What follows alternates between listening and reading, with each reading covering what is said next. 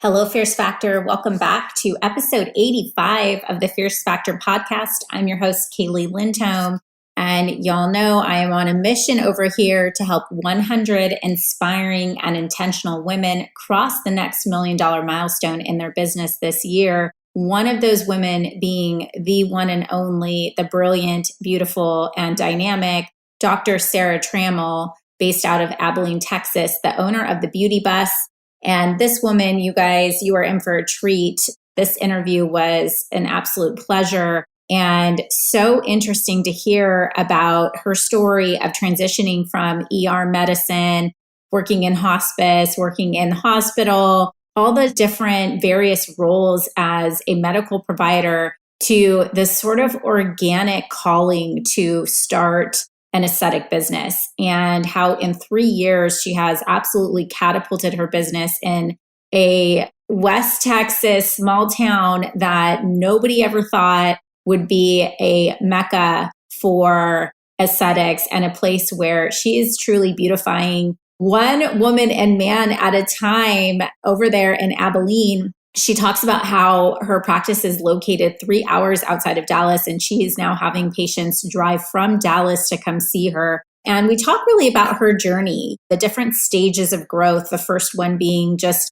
dipping her toe into aesthetics and really responding to this innate demand that there was for her services, to stage 2 of her business, where she's really looking into accessing and getting the best training to be able to offer more advanced services, starting to pick up in clientele, starting to bust out of the seams at her location and needing to expand and grow. And then the final stage of hiring more team, and really scaling her business in a way that provides just a lucrative, freedom-based business for her, where she can still be a mom of 3 kids and a wife to her incredible husband. I am excited for you to hear about some of the mindset shifts she's had to make in growing her business past the $1 million mark. She really leans in on, look, there isn't one way to skin a cat. Those are my words, but there are lots of ways to become successful when you focus on the things that actually matter. Without further ado, I'm super excited to share with you this incredible interview with my client and friend, Dr. Sara Trammel. And I'll love to hear your feedback and see you on the other side. Hi there. Welcome to the Fierce Factor podcast. I'm your host, Kaylee Lindholm. And I think it's time for us women to shift the conversation in business and step into our feminine leadership to do the most iconic work the aesthetic industry has ever seen. Each week, I'll be bringing a powerful dose of strategy, sarcasm, solutions, and sass that will rev up your creativity and ignite your brilliance as you link arms with me along our shared path of personal and professional growth in 20 minutes or less. Let's go. I'm so excited for today's podcast interview with one of my dear favorite clients and friends, Dr. Sara Trammel out of Abilene, Texas. Dr. T, thanks for joining me today on the Fierce Factor. Of course. Glad to be here. I kind of feel like this is the maybe 10th time we've recorded a podcast together, because every time we have a chat, we're like, gosh, if we could have only recorded that, I can kind of go off on a tangent. Yeah, we should have saved that conversation. Exactly. I thought it would be so appropriate for us to kind of take some of the stuff that we talk about, on a regular basis on our calls, and the things that I know all of our listeners are dying to hear about, how someone like you has just experienced such incredible success in a small town. I'd love for you to open up and just tell us a little bit about you and your experience, and a little bit about Abilene too. Like, what is Abilene, Texas? Where is Abilene, Texas is probably the most asked question, right? We'll start with that. So Abilene is 3 hours west of Dallas, 2 hours west of Fort Worth. So we are between Lubbock and Dallas-Fort Worth. We're 3 hours from Austin. I mean, we're just kind of really out in the middle of nowhere, to be honest with you. And we're a town of about 120,000 people. So small, rural, West Texas town.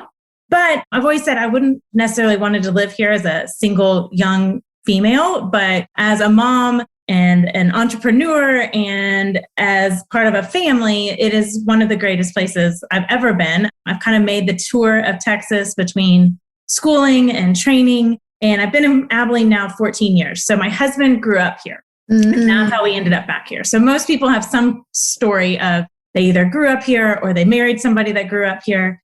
Abilene is a great town. We are really kind of isolated out here. If people are going elsewhere for things, whether it's doctors or obviously in our case, medical aesthetics, they're driving quite a ways. So 2 hours to Fort Worth, or like I said, 2.5 hours to Lubbock.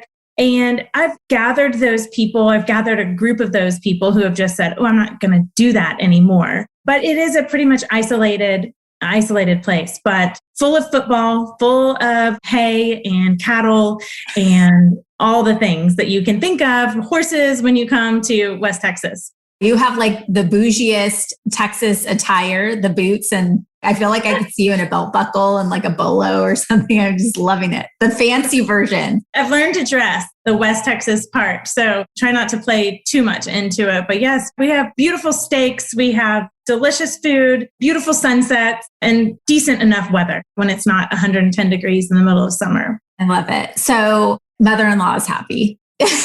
So let's talk a little bit about, it sounds like you definitely identified a gap that there were a lot of people that were driving in 3 hours to get to Dallas or 2 hours to Fort Worth to see an aesthetic provider. Did that contribute to why you decided to open an aesthetic practice? Tell me a little bit about that journey. Sure. So, my background is that I went to medical school directly after college, did family practice, and graduated in 3 years with that. And my husband is a neurosurgeon. And so we were doing training together, and I did our training in Dallas area. I did a variety of different things, including start having 3 kids in 4 years. And so that really took precedence for my practice, as you would say, I guess. I did urgent care. I never opened just a typical family practice. I did a variety of different things. Over the last 14 years, I have been doing hospice. I did urgent care. I did university medicine. So we have a couple of universities here.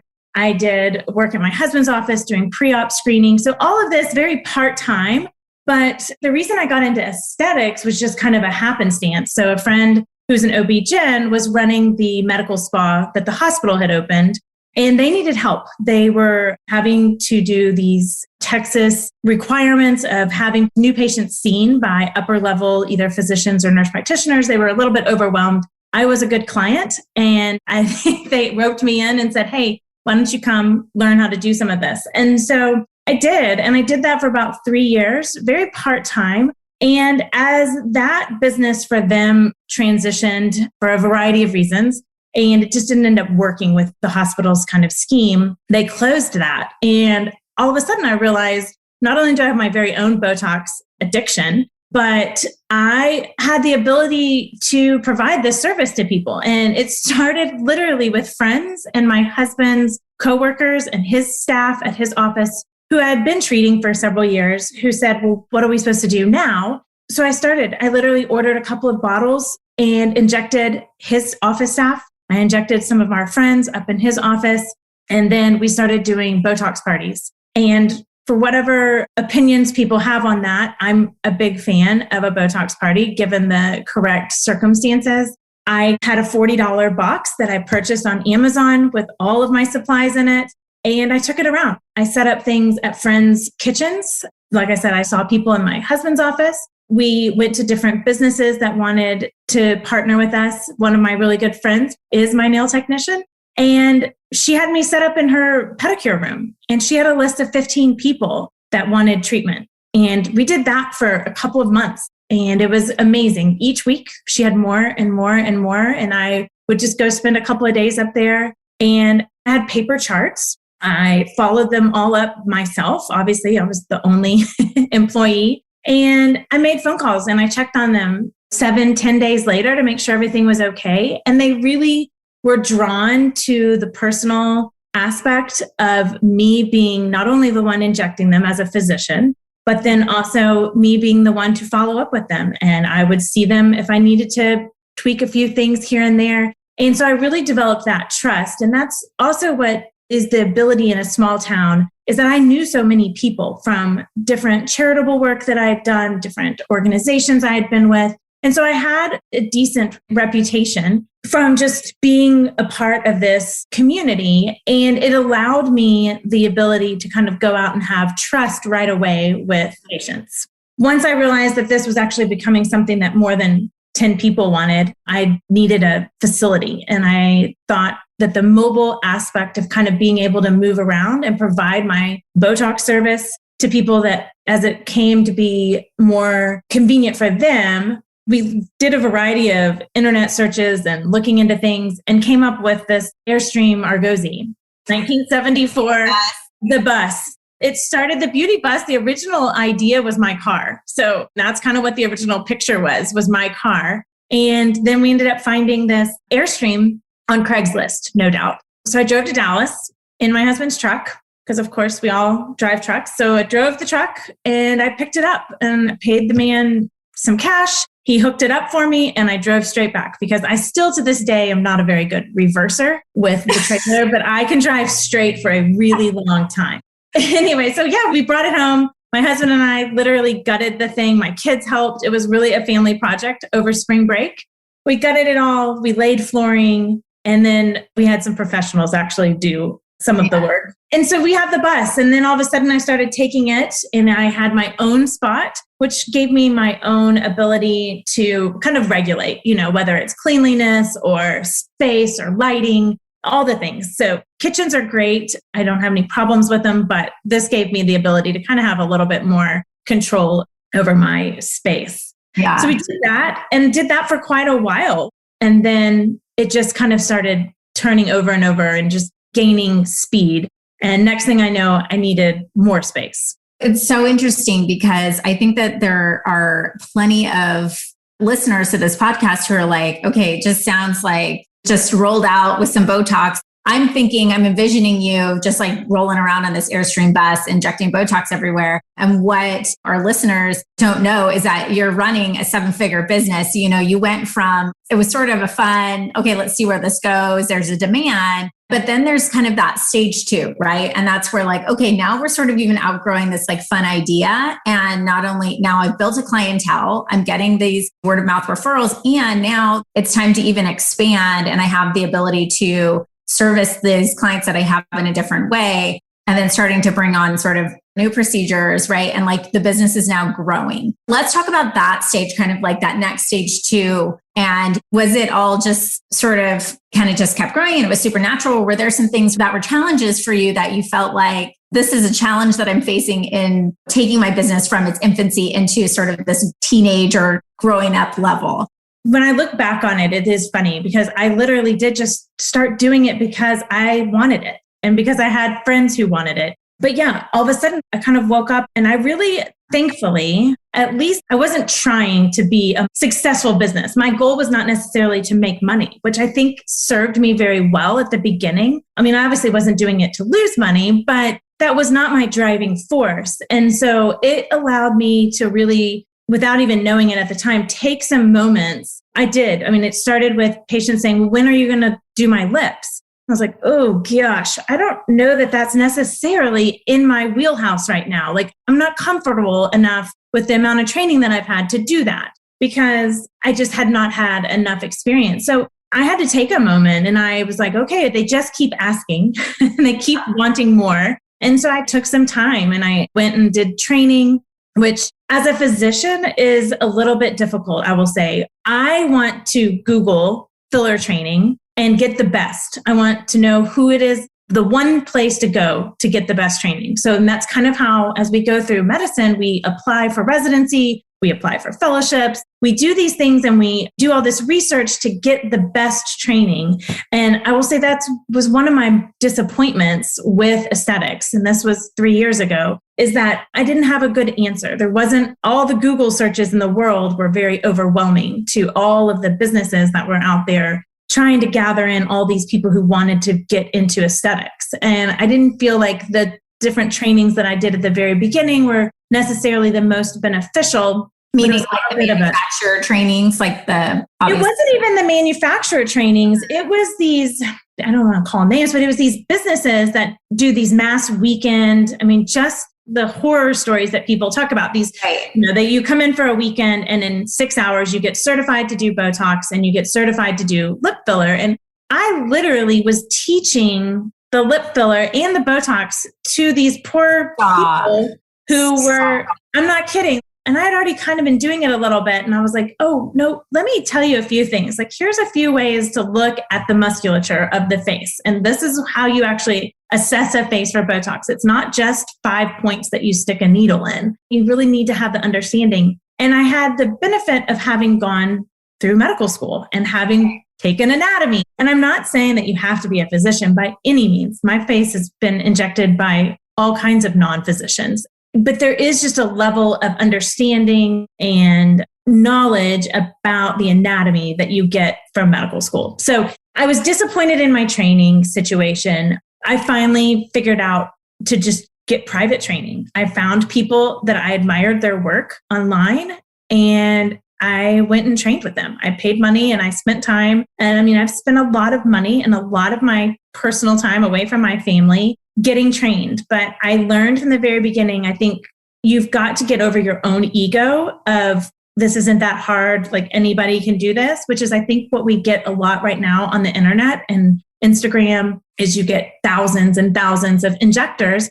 And some of them are doing decent work, or at least they're showing their decent work on Instagram. I think we should have a rule of you should have to show every person that you inject every day, and then we'll decide who's doing a good job and who's not. Because even still, there's days that I see patients and I do a procedure and I'm like, man, I'm not happy with that. But it's not a matter of not doing it correctly. It's just life. Like not everything's going to go the way that you first plan it.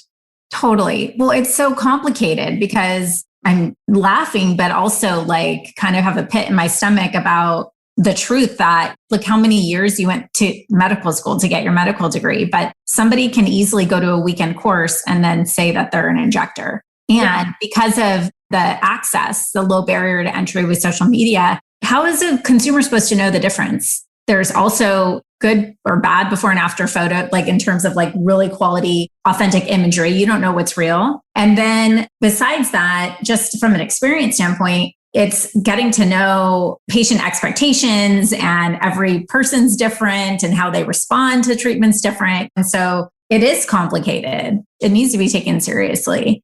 Finding just where to even go to get educated. And obviously, I know manufacturers try their best, and we've had conversations offline about this too. What are some of the other resources that you felt like as you were starting your business were missing for small business owners? Because I know you're going to be giving a talk here on the speaker circuit for AmSpa, and this is one topic that you feel passionate about because you had to kind of do it independently, being out on your own and not where you have another injector to collab with. Where do you think there could be additional support or maybe advice that you could give to somebody who is really leaning on manufacturer for resources? I had a hard time with the manufacturers. That was the training that I'd received when I was at the other med spa. And like you said, they do their best, but most of them are more sales reps than they are treatment reps. And so I can't speak to any changes that they've made in the last 3 years, but I went to the private market, and I'm happy to give a list of names of people who do a good job. But I think Palette Resources is one that they have really highly trained individuals who go and do very hands-on training. It's difficult as a physician, and this was something that I learned, especially in the state of Texas. Physicians can't go outside of the state of Texas and inject. So it's based on your medical license. And so I was either bound to Texas, which granted is a lot of places, but I was either bound to Texas so I went out to California because I followed some people that I just really thought that they were very good, and they were great even just to see them inject and how they inject, but I wasn't able to do anything hands-on. So I spent a weekend out there. Lori Robertson was who it is, and she's super talented, and she was very helpful to me. And I'm a learner that can learn just by watching, which is helpful. But it wasn't until I really got hands-on with anatomy training. I'm going to sound like a commercial now, but Chris Zurich did an injection academy. Now it's owned by AmSpa, but I went to his course, and it's cadaver course, which I kind of was like, sheesh, I spent a whole year with a cadaver. I don't know that I want to spend any more time dealing with a cadaver, but it allowed me to really have that hands-on ability without somebody screaming or fussing or getting upset. Like there was something to being able to do things hands-on and feel how it works without worrying about doing harm to somebody. And so I'm a huge fan of anatomy classes. Then, like I said, hands-on. And then I spent some time out with Chewy Doan. She's a physician who has a story similar to mine and of this transition. She was an ER physician and then got into aesthetics. And there's a little bit of a hesitancy, or at least there was on my part, of I didn't want to be seen as the physician who went and took the weekend course and then opened up her practice. I didn't want the other physicians in town to roll their eyes at me or to think, what in the heck is she doing? Like, why does she think she is trusted to do these things? And I had those own concerns about myself for quite a while. But once I finally started gaining enough confidence and I got some good cases under my belt and literally just experience, I still to this day have moments where I think, am I really trained to do this? What other procedure it may be. And it took a while. It took a lot of trial and error to become more confident with each and every thing that I took on. That goes for everything in life, right? Sure. That's the clinical side, but all the other things too. It's like there's that having to trust yourself and your instincts of, all right, I'd like a little more, but then also the practical application of it, because you really can't get great at something until you've spent 10,000 hours mastering it. Absolutely. And I finally had to have a moment with myself at one point. It was actually after I came back from the anatomy course, and I'd been doing this for almost a year and a half. And I was just hesitant on using a cannula. I was hesitant about certain areas of the face that I wanted to inject. And I finally sat myself down and said, you are well-trained. You know what you're doing. You have figured this out. Quit fussing about it. Just do it. And it really was an enlightening moment. And again, not every single case is perfect, but I have safely injected lots of faces and have had really good results. And really, it's just sometimes a matter of you've done the work. Now you just have to trust yourself. Yeah. And I love this word trust keeps coming up. I mean, it's like as if trust is really the currency, because you know, if you've done your job to effectively give clinical care, whether it's injecting or whatever else service that you're doing for your patient, and then you have done the work on how to handle an adverse reaction, and you know that you're going to make sure that patient's taken care of no matter what. And that comes with them trusting you. Yeah. And I think that's part of being in a small town. There's obviously good and bad. Guess what? Something bad goes wrong or something unfortunately happens, I'm going to hear about it. It's going to be somebody's mom or somebody's friend or somebody's friend of the friend, or I'm going to run into them at the grocery store. So not that that's my driving force for obviously doing a good job, but there is that underlying realization that I'm not just treating the masses here. I don't get to just throw things out at people and hope that it went well. I am required by my own conscience to do my best work and to follow up and to keep track of these people, because again, word of mouth and reputation from that has been my biggest selling point. And that is how I've honestly built my success. I say that probably 75, 90% of my success has all been just from word of mouth. And still to this day, 3 days later, I mean, I'm always amazed that there's still more people that come in that are new. And it's not a matter of my advertising. It's a matter of word of mouth of our patients. I love that. And have patients driving from Dallas to come see you. I have two. I literally had this girl show up at my office, and obviously area codes nowadays, it's not like it used to be 20 years ago, but for some reason I was like, why, I know, who are you? Basically, like, do you live here? What do you do? And she's like, oh, I live in Dallas. I was like, oh, and you drove here just to see me? She said, yes, I saw your stuff. And so-and-so told me that you're really good. And I was like, oh, wow. It was hilarious. I took a picture with her. I was like, you're my furthest driving patient ever. So let's talk to the business side. So now you've got several employees. You're not just operating in a bus. You got your physical location now. Let's kind of talk about then that, we'll call that stage 3, bringing people on. What's the biggest mindset shift that you've had to make as you have been kind of this budding aesthetic physician into now I'm a real businesswoman? Well, I think just the realization that this was a real live business. Even today, I woke up after having been off for a week and I thought, oh, I've got a business to run. I've got a business to go back to. I would have never, if you'd asked me 5 years ago, if I was going to ever be a business owner, I would have said, no, we don't do that in medicine, which is true. Very few doctors even are privately owned entities any longer. So my husband being one of them, we tend to be fairly independent little cusses at this house, I guess. Yeah, the transition from it just being me, because I will say the simplicity of no employees was what I loved. Not having to answer to anybody, not having to worry about anyone. And again, I guess the word of the day, trust anyone. So I was very hesitant about expanding or bringing on anyone else because I wasn't sure how to do it. I had never learned how to necessarily manage people other than my family. And so thankfully, my first employee, I drug my feet.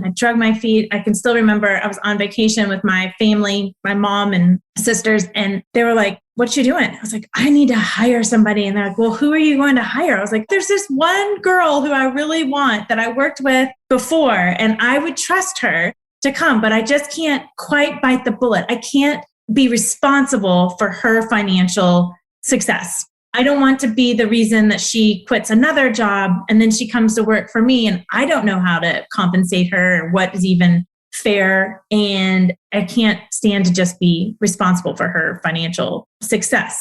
So we talked for several weeks and she basically convinced me finally that she would be fine. So I hired her. We talked in January. She started in February of 2020. So 6 weeks later, we got the notice in Texas that we were to close. And so that obviously became super interesting. But she and I had a great relationship. We had worked together at the med spa at the hospital. I was super familiar with her general personality, her work ethic. I didn't know anything. She wasn't even an esthetician when we worked together before. She was the front desk salesperson, but I had sat in with her and watched her interact with patients for years.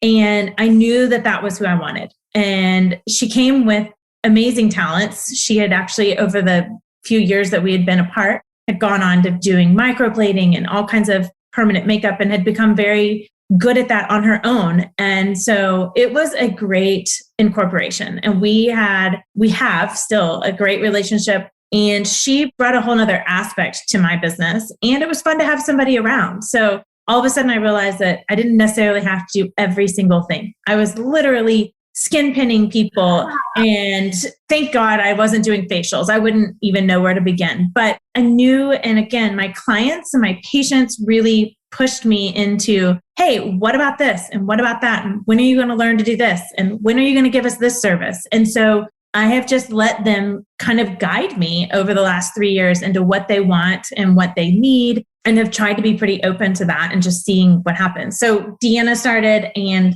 we had a great time together. And then all of a sudden the business, it was like a snowball and it just got to be so full and busy. And this was something that I learned from you, but I put it to practice without even knowing it. But I hired my second esthetician simply because Deanna liked her. She said, "Hey, I know you were thinking about maybe hiring somebody else, but this may be the person. Like, she just seems like a good person." And so I interviewed her, hired her on the spot. She was new out of school. And so she came with a lot of different positives and some negatives, but some things that really were amazing to me were just her work ethic and her basic personality. We taught her to do a lot of things, and that was fun. It was fun for Deanna to get to be in that supervisor role. And it was fun for me to learn how to manage people and how to be a mentor and how to be a helper and be positive and really encourage younger people getting into any industry, but especially in this industry,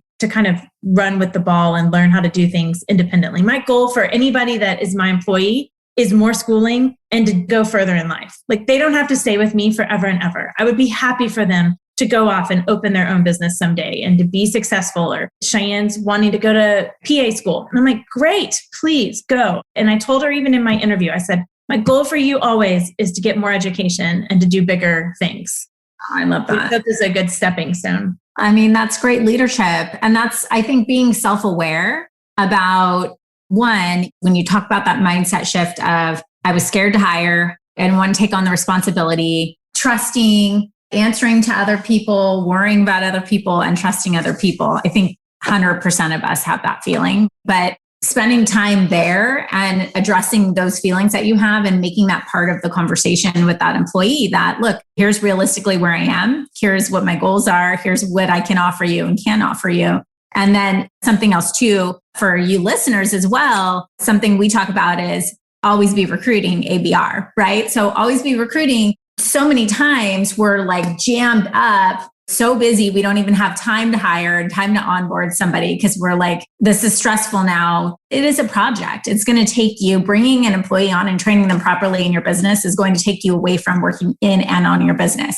And so the worst thing that can happen by waiting is that you end up in this boomerang where you're not training properly or you're rushing to find somebody. So you're calling someone like a recruiter, like plug in a PA for me. Whereas instead, look at your model. It sounds kind of contradictory when you're thinking of rapid growth, but it's like, okay, now maybe she goes to PA school. Maybe she comes back and works for me. Who knows? And you're giving her that rope. And then also having that conversation with your team that this is our growth plan. And then the person comes. The worst thing that could happen when you're out recruiting and you're looking for that passionate employee is that you find them too soon and then they're awesome. So you have to plug them into another role or find a place for them where they're going to grow your business, or you stay in the same place you are. And so you've got to give yourself a pat on the back for that. I think it's awesome how you've managed to grow your business in a way that not only affords success for you, but also for your employees. That's powerful. When I look at my successes, I do find that, I have three, and I have an MA that works for me now too. And, it's three people that I'm responsible for their financial success, or their success is based on my business being productive. And they each individually bring a lot to the table. That's a lot of fun. I've gotten over the fear of whether they're going to be able to pay their bills and all those things, but it's a great opportunity to really kind of give back. What do you think has been the most rewarding aspect of growth? Oh man, I think it's just a validation of that I know what I'm doing. I know what I'm doing from a skill set. So nothing makes me happier than when I see people out in public, and I obviously do my best to not make necessarily overt eye contact, but I have patients all the time running up to me. Oh my gosh, look at my lips. Don't they look amazing? Or somebody's mom comes up and be like, oh, well, Sally looked so beautiful. She's so happy with her results. And thank you so much for helping her feel more confident. And so just the success of helping people. This is an industry that I think sometimes gets a bad rap of looking into self too much and being self-centered. Obviously, there's some aspects of that, but I think that when you're able to give people self-confidence and the ability to feel better about who they are and what they look like, it just translates into so many other aspects of their life. And so I find that I get a lot of joy from that. I will say I also get a lot of joy from the fact that I learned how to be a business owner.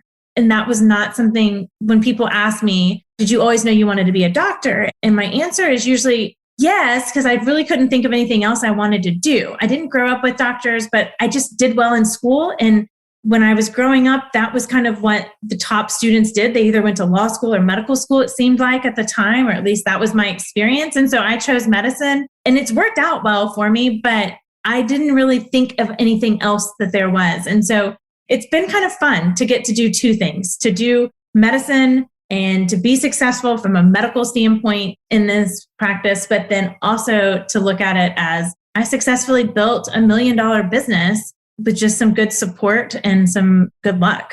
Wow. Hard work and commitment. I would say too, I think something I admire about you is just as you have catapulted, so quickly past $1 million mark in your business, you've stayed so centered on what I would say, those small town values. I hear you saying words like trust and patience and Sally, we're talking about people as people. And that's where the growth may not be as rapid or as tangible when you're focused on kind of unsexy things, which is just the follow-ups with patients and making sure that all the T's are crossed and the I's dotted. But sustainably, you've done such an incredible job at that. So I want real quick, before we wrap up, for anybody who's not attending AmSpa and not going to hear your talk, are there some highlights that you might be able to share with some of the Fierce Factor listeners? Oh my goodness. Should have written it better over my break. No, last year I gave a talk basically about what we talked about today, starting from nothing. I'm a big fan of there's more than one way to get this done. I think this industry pushes down our throats that there's a variety of different ideas. There's the idea that you have to be a plastic surgeon in order to do face work. I would say that in general, most people would agree that that is not the majority of our industry anymore. Plastic surgeons do plastic surgery and they're surgeons and they do that because that's their entity. And I think that's one reason why injectors are now so many more nurses and other providers is that they have gone to get the training. And I tell people all the time, I am not competing with the plastic surgeons. Plastic surgeons are surgeons and I am an aesthetic provider. And so I stay in my lane and I'm not over there trying to learn how to do breast augmentations or anything. But I don't blame them for maybe not necessarily having a full aesthetic injectable practice. So staying in your lane, not falling prey to big pharma coming in and telling you what you need to be ordering and how you need to be injecting it. Obviously, they have a lot of regulations, but I was seen as very much low man on the totem pole, single girl who's ordering 2 bottles at a time. And when I didn't fit into their pyramid or their scheme, like volume. Yeah, it's their volume thing. When I was only ordering a few bottles at a time, I didn't gain the reputation. I didn't gain the respect or the benefits of ordering 5,000 bottles of Botox every month. And so I finally kind of took my toys and went and played somewhere else. And I just think that this industry, and I've even just seen, having been in it in the last 3 years, there's lots of new providers and new industry leaders that are coming in, whether it's new fillers, new toxins. They finally learned that, you know what, everybody starts from somewhere. And I would say every practice starts by ordering just a few boxes of Botox.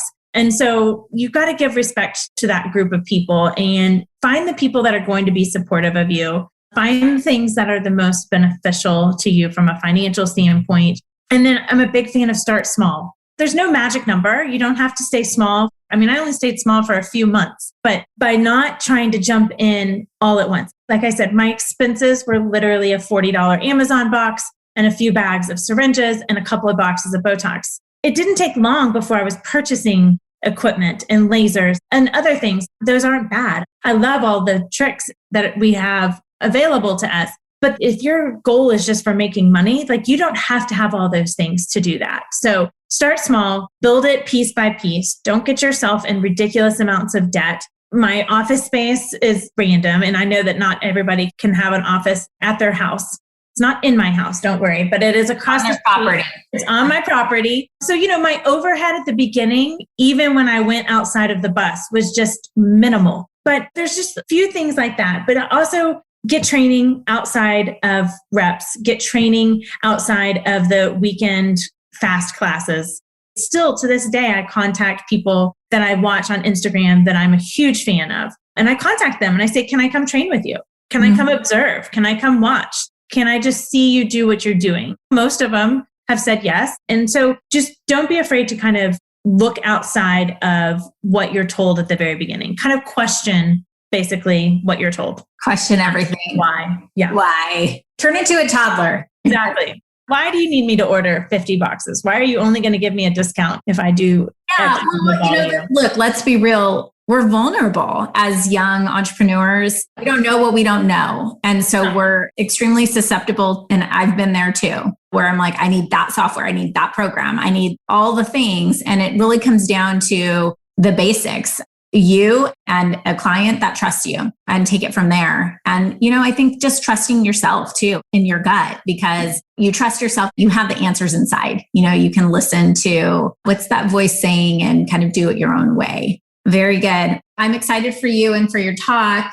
And thank you for sharing those points with everybody. Are there any kind of final thoughts you would have for, obviously, you're a Fierce Factor listener yourself. And so as you're listening and you're like, hey, I wish somebody would have said this on the Fierce Factor podcast, or any final thoughts that you have? Gosh, I am still the biggest fan junkie of the podcast. Every Monday morning I'm listening. In fact, I listened to the first 50 on a trip one time on an airplane. I'm not kidding. It was like overload. Ask me what any of them said and I probably wouldn't know. But you know what? There's lots of ways to become successful. I think social media is amazing. I've never had to pay for advertising. It is the reason that I had no advertising budget, because I just used social media to get my name out. But at the same time, it is such a comparison trap. And I think that you have to decide, you have to kind of sit by yourself sometimes and simply say, what are my goals? What is making me successful? What are the things I'm doing that are leading to my success? And for me, that was being honest with patients. I still, to this day, just right before I left for vacation, I had a patient and she was asking me about some treatment. And I was like, you know what? I just don't love that treatment. It's not 100%. And you are asking me for 100% result. And that's not going to be for you. Like, I just don't think that's good for you. And she just looked at me. She's like, you are a horrible salesperson. I was like, good. I'm glad. I'm not trying to be a salesperson. I'm trying to be somebody that you trust and that you have faith in. And you know what? That patient will probably be my patient until I die or until I quit. I try to be as honest as possible with people. I learned that at the beginning, I was concerned about how many patients I had and how busy I was and how much money I was making with each person. And when I quickly turned to, you know what? That will all come. But when you're honest with people and you literally have a true relationship, and it sounds so tongue in cheek, but when you truly care about what that person's results are, you're going to end up with better results than you could have if you were just simply after the dollar. I love that. So, all right, you heard her, guys. Lots of ways to become successful. Trust your gut, build that trust and rapport with your patients, and the success will come. You heard it from the queen herself, Dr. Sara Trammel.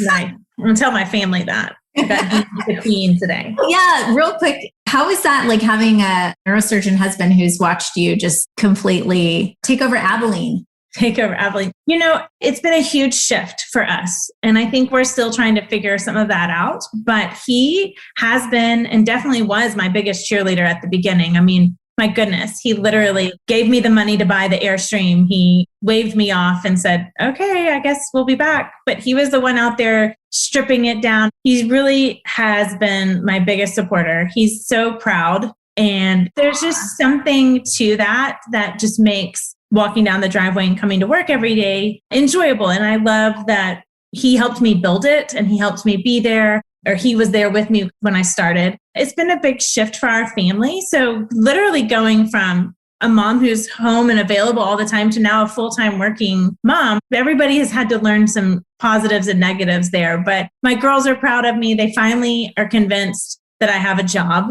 It took them forever to figure out what I did. They weren't convinced that I had actually gone to medical school because I didn't wear a stethoscope yeah, I mean, they still would question me and they're like, what do you do? Who are you? My youngest one was so mad when I switched over because I was doing, like I said, hospice before. And she was like, I finally learned what hospice was. She was probably, I guess, about 8 at the time. Mother's Day, they write those horrible papers where they ask them the questions like, how much do you weigh? And how old is your mom? And you're like 900 pounds and 70. So they asked her, what does your mom do? And this was right after I started. And she wrote, she does botox. And I was like, oh, I have finally come to it. Like, I have finally won. She knows what I do. And so they're hilarious. At all of our events, they're there and they have on the shirts, and they're now at the age, they're 12 and 14 and 15. So they're helpers and they help serve and they blow up balloons and they do the thing. So it's a fun family business that they're proud of. I'm proud of. My husband is very proud of. So it's definitely a transition. What an incredible example to your girls to show them that you get to follow your passion just to see what's possible in life, and obviously to have such a supportive family. Well, this has been amazing. Thank you so much for sharing all of your pearls of wisdom with us today. How can people learn more about you? I'm sure plenty of people are going to want to get on that dump list of where to go get great training and probably just train with you as well in Abilene. Yeah. Our website is Abilene, which is Abilene, which I'm sure Kaylee will put on somewhere. AbileneBeautyBus.com. That's our tag on Instagram and Facebook. I have my own that I haven't had much time to put things on, but it's at Dr. Sara Trammel. Yeah, I'll hook that up for you. We'll hook it all up. And then both my estheticians have their own accounts as well. So we'll give you all the things. But yes, and then feel free to reach out to me. I'm happy to share all the details. Yes. And she's fun to talk to. Especially after a drink or two, right? Yes. Yes. We have had some fun conversations over there. All right, Dr. T, thank you so much. Yeah, thank you. Bye-bye. Thank you for joining me for this episode of The Fierce Factor. If you enjoyed the show, please make sure you subscribe so you can automatically get new shows every week. I'd also love it if you left us a review. And come join the conversation online. If you're an aesthetic industry owner, operator, or leader, please join my free Facebook group, The Tribe of Fierce Aesthetic Leaders, a community of ambitious, purpose-driven professionals who collaborate and share best practices for growth in business and life. I'm honored you tuned in.